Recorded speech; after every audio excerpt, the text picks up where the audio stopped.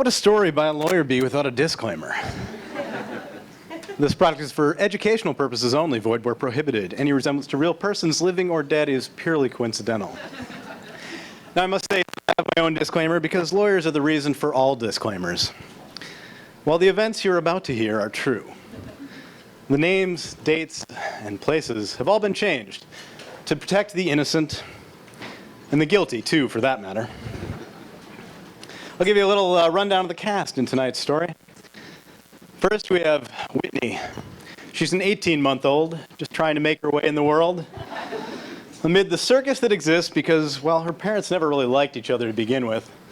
And, well, maybe except for a couple of minutes during conception. And then we've got Crystal. Crystal is the 23-year-old single mother of Whitney. Since graduating high school, she's held a couple different low-paying jobs and has bounced around from apartment to apartment. Todd is the 12 years older than Crystal, making him 35, father of Whitney, as has been established by the paternity test.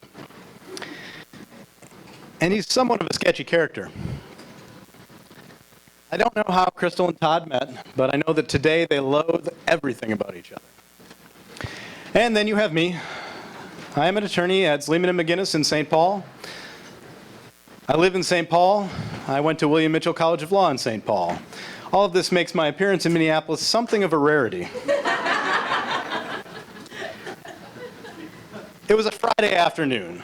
It was warm out. I was looking forward to being done with work for the week so I could go for a run and just enjoy the spring that had finally arrived. My phone buzzed. I glanced at it. It was Crystal. She was one of my neediest clients.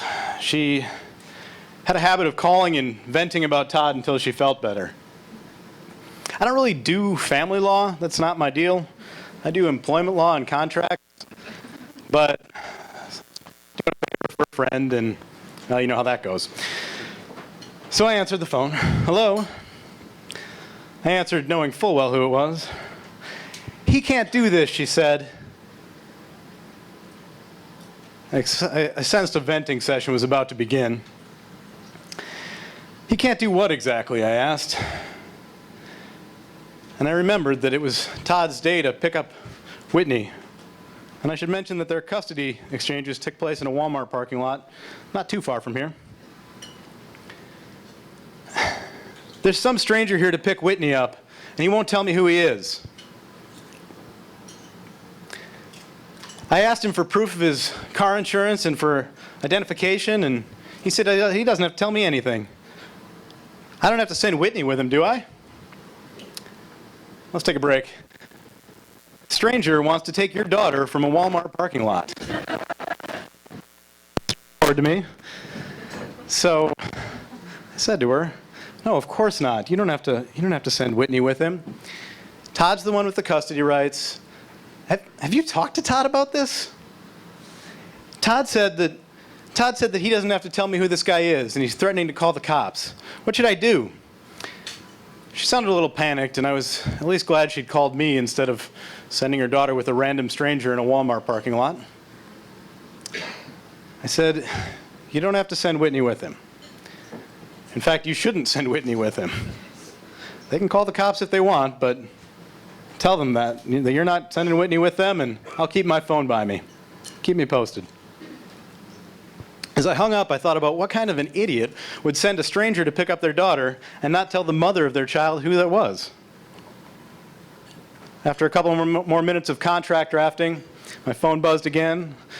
I said, "What's the latest?" "Todd called the cops," she said. "And he said that when the cops get here, I'm going to find out how wrong I am, and that him and his buddy are going to get to take Whitney with them." Wait a minute, with them? Explain this to me. You mean that Todd is actually there? Well, yeah, Todd lost his license, and so he has a friend driving him. Now, I've been operating under the assumption that she didn't want to send her daughter with a stranger because the father of her child wasn't there. I said, "Well, that changes things. Had I known that, you could have sent Whitney with him. because he is the father.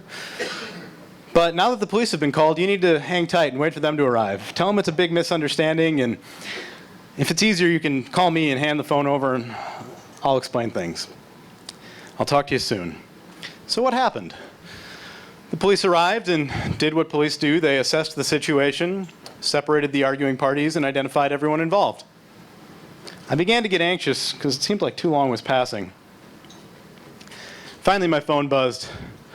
"Hello," I said, expecting to explain the situation and the misunderstanding of the police. "They arrested Todd," she exclaimed vindictively. What did he do to prompt that? Visions of Todd lashing out at the police or getting violent with Crystal flashed through my mind. Well, as it turned out, Todd, who had just called the police to get their assistance, had a warrant out for his arrest. You cannot make this stuff up. He was late on child support and missed a couple court dates, and a warrant had been issued for his arrest. So instead of getting to spend the weekend with his daughter, he was spending the weekend in jail. I received a final call on the way home from Crystal. She thanked me for all the help and was excited to spend the weekend with Whitney. But putting all humor aside, there's a couple important issues that kind of got brought to my attention. One is that my job as a lawyer is to ask the right questions, not to make assumptions about a situation or about my client's level of understanding. I'd done that and I was wrong. Another job of mine is to shepherd clients not just through the court dates and the actual judicial system, but through the fallout, through the custody swaps and all of the stuff that happens. There are thousands of Crystals and Todds in the world, and it is an increasingly complex world and complex judicial system. And what's going to happen next time when Crystal doesn't have access to an attorney willing to do a favor for a friend? More tragically, what does this mean for Whitney's view of the world as she grows up? Is it the job of an attorney to help out with all these situations, even if they know the client can't afford to pay? I'm glad that Crystal and Todd made me think about these issues, and I don't have the answers. They're not easy answers. But I can leave you with some parting advice. If you have a warrant out for your arrest and are thinking of calling the police for their assistance, don't. At least not without consulting your attorney.